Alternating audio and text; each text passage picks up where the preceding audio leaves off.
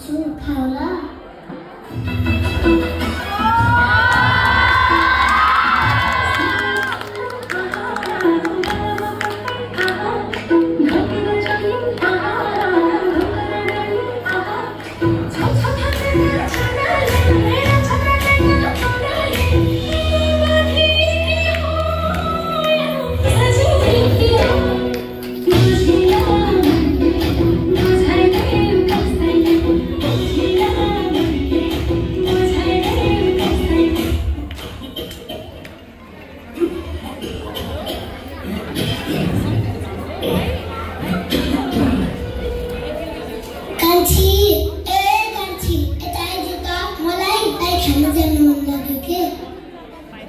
बाबु यति जाडो खाएर हामीले बोलाएर आउलाई अनि बाख्रा हेर्न जानुपर्छ वसमा ए नानीको बाबा भने के गर्नु भएको बस्नुस् त म आउँदै छु के लड्नु होला है नाना बिस्तारै के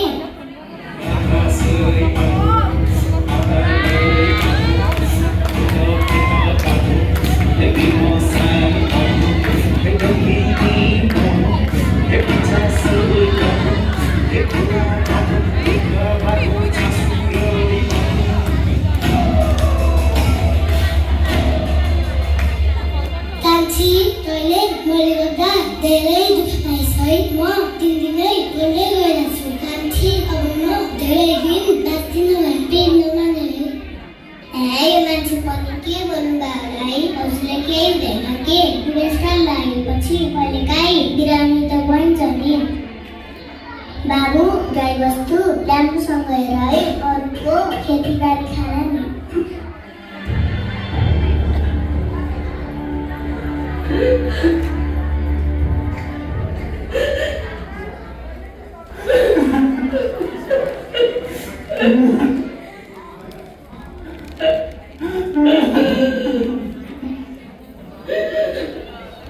काकी बुवाले आमालाई सोध्न जानु भन्नुभएको छ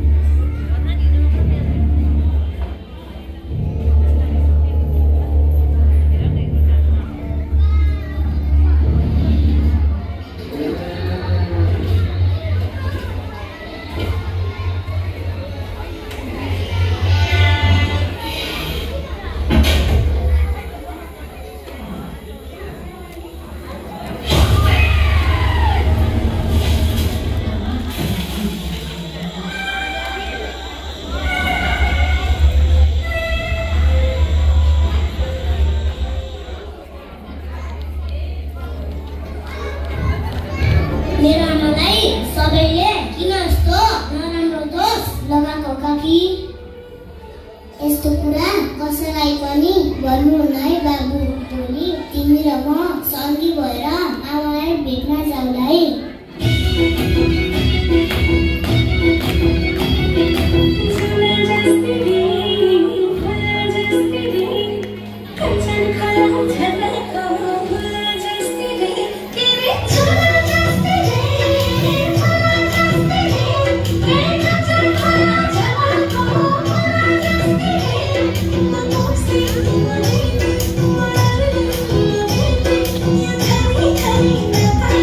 Sudah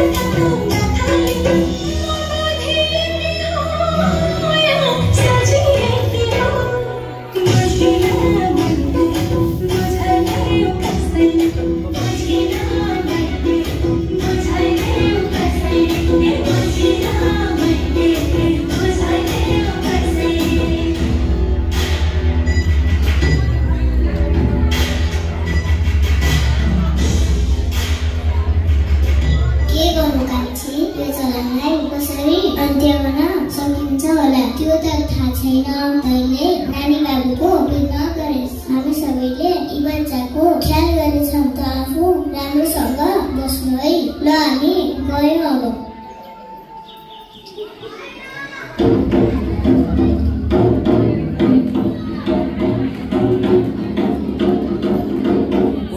पर गाउँ देशी सबैलाई एउटा जानकारी छ हो।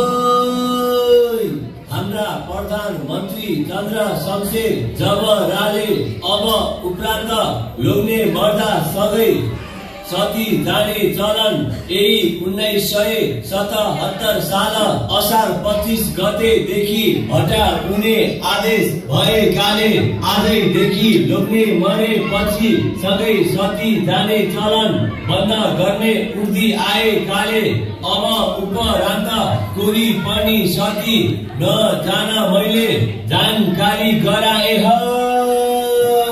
यदि कोहीले मलाई थाहा छैन भन्न पाउने छैन हो।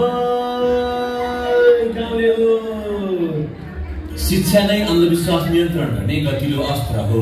शिक्षित व्यक्तिले अंधविश्वासका कार्यहरूलाई रोक्न सक्दछ। अंधविश्वासको रूप तब हुन्छ जब सबैजना शिक्षित हुन्छन्। शिक्षा र ज्ञानको ज्योतिले क्रमिक रूपमै अंधविश्वासको अस्तित्वलाई समाप्त पार्दै जानुपर्छ। आजबाटै अंधविश्वासलाई हटाई सभ्य समाज निर्माणमा लागि परौँ।